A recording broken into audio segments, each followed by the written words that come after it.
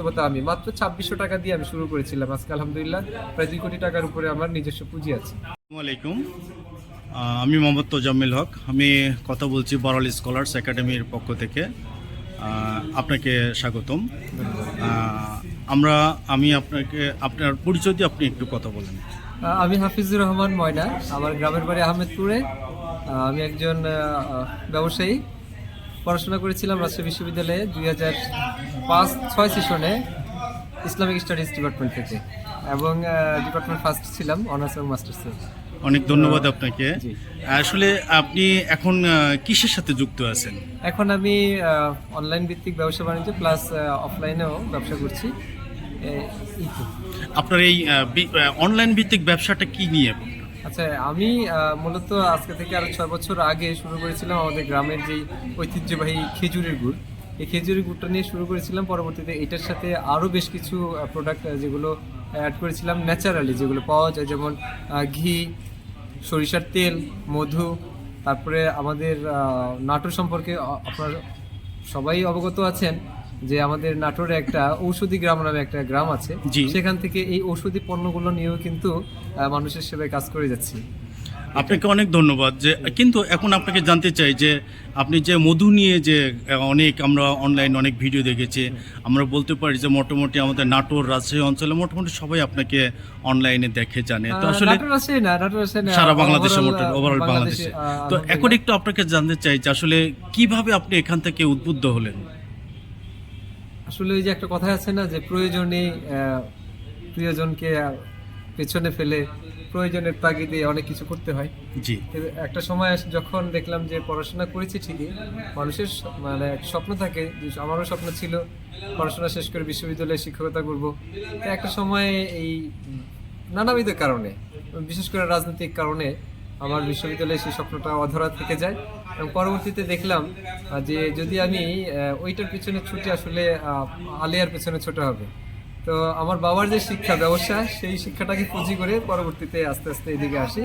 আর বলতে গেলে যে আমি অকস্মাৎ এই লাইনে চলে আসি, যে আল্লাহ তাআলা আমাকে মনে হয় আমাকে এই জন্যই আমার তকদিরটা লিখে রাখছিলেন, যার কারণে আমি এদিকে আসছি। জি, আপনাকে অনেক ধন্যবাদ। তার মানে কি বলতে চাচ্ছেন যে আপনার বাবা আপনার ইন্সপায়ার করেছে, কিংবা আপনার বাবার বিজনেস, সেই বিজনেসটাকে আপনাকে সামনের দিকে এগিয়ে নিতে সহায়তা জি, করেছে? আমি মনে করি তাই, কারণ আমার একাডেমিক পড়াশোনা তো আমি কাজে লাগাতে পারি নাই। জি। আমরা আসলে এই যে আপনি ফার্স্ট ক্লাস ফার্স্ট হয়েছেন, আপনার বিষয়টা কি ছিল?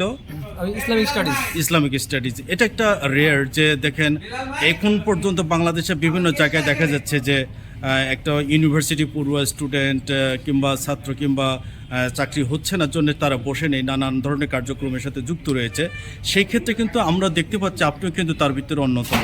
তাহলে এখন অনলাইন ভিত্তিক যে বিজনেস, সেটা আমরা দেখেছি সরিষা ফুলের মধু, তারপরে বিভিন্ন প্রকারের মধু নিয়ে আপনি কাজ করছেন। তো এই জায়গাটা আপনার ভবিষ্যৎ প্ল্যান কিংবা কিভাবে আপনি সামনের দিকে এগিয়ে নিতে চাচ্ছেন? জি, আলহামদুলিল্লাহ। আমাদের এই যে মধুটা তো আসলে আল্লাহ তাআলা প্রদত্ত একটা মানুষের জন্য একটা ঔষধ বলবো। কারণ আল্লাহ তাআলা নিজেই কোরআনে বলছে শিফাউল লিন-নাস, মানুষের জন্য এতে রয়েছে আরোগ্য। তো এই মধু, এটা কিন্তু আমাদের বাংলাদেশের কিন্তু আলহামদুলিল্লাহ সেক্টরটা অনেক বড়, কিন্তু এই সেক্টরে সরকারিভাবে খুব বেশি এটাকে প্রণোদনা দেওয়া হয় না, সাহায্য সহযোগিতা করা হয় না, খুব বেশি করা হয় না। যদি সরকারিভাবে এই প্রজেক্টের প্রতি, এই মধু সেক্টরটার প্রতি আরো এগিয়ে আসতো, তাহলে এই মধু বিদেশে রপ্তানি করে কিন্তু আমাদের দেশের মধু বিদেশে রপ্তানি করে বৈদেশিক মুদ্রা অর্জন করা সম্ভব। আর আমার যে প্ল্যানটা আছে, ইনশাআল্লাহ অদূর ভবিষ্যতে আমি এই বিদেশে আমাদের এই মধুগুলো রপ্তানি করার জন্য আমি চেষ্টা করে যাচ্ছি, যার ফলশ্রুতিতে আমি আমার নাটোরে আমি একটা প্রসেসিং প্ল্যান্ট ইতিমধ্যেই বসিয়েছি, এবং খুব শীঘ্রই আমি সেটার বাংলাদেশে আন্তর্জাতিক মান বজায় রেখে আমি মধুগুলো ইনশাআল্লাহ প্রস্তুত করব। নাটোরে আপনি প্রসেসিং প্ল্যান্ট তৈরি করেছেন, অলরেডি শুরু করেছেন? মাশাআল্লাহ মাশাআল্লাহ। আচ্ছা, তাহলে এই যে একটা বিশাল, এখানে অর্থায়নে কি কোনো আপনি সমস্যা মুখোমুখি? অর্থায়ন বলতে কি, যে ওই যে বলছি, এটা কিন্তু বিশাল একটা ক্ষেত্র, বিশাল একটা বাজার আছে। এইখানে 2-4-5 কোটি টাকার না, এখানে যদি 2-4-500 কোটি টাকাও আপনি ইনভেস্ট করেন, তো এইটার অলাভজনক না। মধু এমন একটা জিনিস যে আপনার এখন সেল হচ্ছে না, তাই বলে আপনি হতাশ হওয়ার কিছু নেই। এটা 2 বছর 4 বছর 5 বছর পর্যন্ত এই মধুটা কিন্তু ভালো থাকে, এবং এটা কিন্তু পচেও না, গন্ধও হয় না, নষ্ট হয় না। সুতরাং এই বিজনেসটা এটা কিন্তু আপনার লাভজনক। সুতরাং যে কেউ ইচ্ছে করলে যে আমার এই বিজনেসের সাথে কিন্তু ইনক্লুড হতে পারে, ইনভেস্ট করতে পারে। আচ্ছা, আমরা দেখেছি এই মিরপুরে বেনারসি পল্লীর পাশে একটা দোকান রয়েছে যেখানে বলছে যিনি 30 বছরের মধু ওখানে জমিয়ে রেখেছেন এবং বিভিন্ন ধরনের মধু এবং তার দোকান সাজানো মধু। আচ্ছা, এটা সম্পর্কে আপনার এটা অসম্ভব কিছু না। এটা যদি আপনি মধুগুলো যদি হাতের যে আমাদের হাতে কিন্তু একটা এনজাইম আছে, এই এনজাইমটা যদি মধুতে যে কোনো জিনিসে আপনি প্রবেশ করেন তাহলে কিন্তু ওই জিনিসটা দ্রুত পচনশীল হয়ে যায়, নষ্ট হয়ে যায়।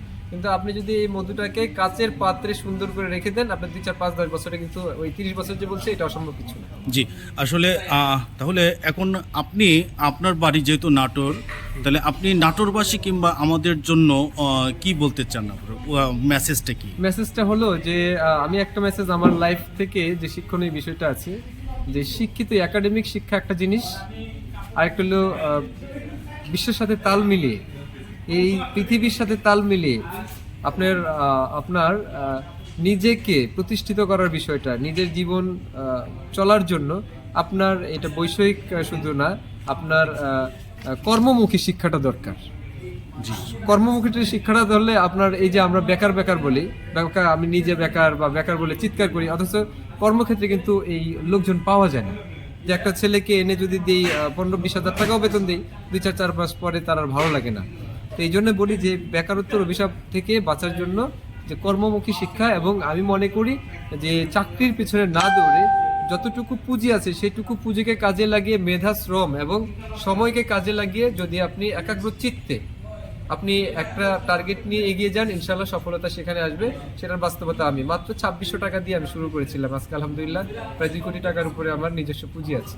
আলহামদুলিল্লাহ, মাত্র 6 বছরে। আচ্ছা, আসলে আপনি একজন আইডল, অনলাইন বিজনেসের একটা আইডল। আমরা আপনাকে সত্যি, আমি ব্যক্তিগতভাবে আপনি চিনতাম না, কিন্তু এই হাফিজুর রহমান ময়না যখন আমরা দেখি অনলাইনে ফেসবুকে, তখন সার্চ করলে অটোমেটিক আপনার নামটা আসে এবং আপনি বিভিন্ন সময় চ্যালেঞ্জ দিয়ে বলেছেন যে এই মধুর সম্পর্কে। সেখান থেকে আসলে আমরাও ইন্সপায়ার হয়েছি এবং তখন থেকে আমি ব্যক্তিগতভাবে বলেছি যে যদি হাফিজুর রহমান ময়নার সাথে একবার যদি দেখা করতে পারতাম তাহলে তো ভালোই লাগতো আর কি। তো আজকে সেই সৌভাগ্যটা হলো।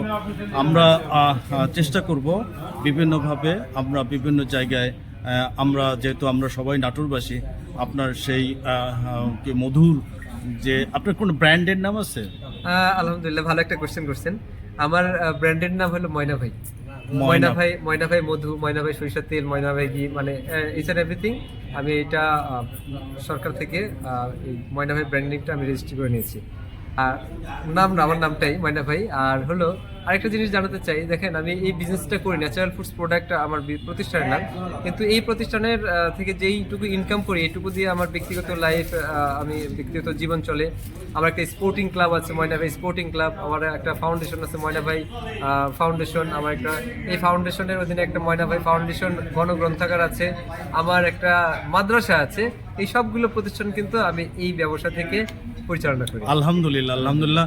আল্লাহ, মহান আল্লাহ আপনার হায়াত দারাজ করুক এবং এই যে আপনি সমাজসেবামূলক বিভিন্ন কার্যক্রমের সাথে যুক্ত রয়েছেন এবং ময়না ভাই যে একটা ব্র্যান্ড, ময়না একটা ব্র্যান্ড, এইটাও যে একটা হতে পারে, এইটাও আসলে আপনার কাছ থেকে শিখলাম।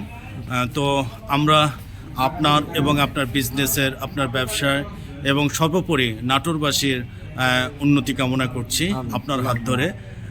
ইনশাল্লাহ আমরা যেখানে পারি সেখান থেকে আমরা আপনার সাথে যুক্ত হব ইনশাআল্লাহ। আজকে আপনার সাথে কথা বলে আমার ভালো লাগলো। আপনি উত্তরোত্তর সমৃদ্ধি বৃদ্ধি করুক এবং আশা করছি আপনি ভালো থাকবেন। ধন্যবাদ। আসসালামু আলাইকুম। ওয়ালাইকুম আসসালাম।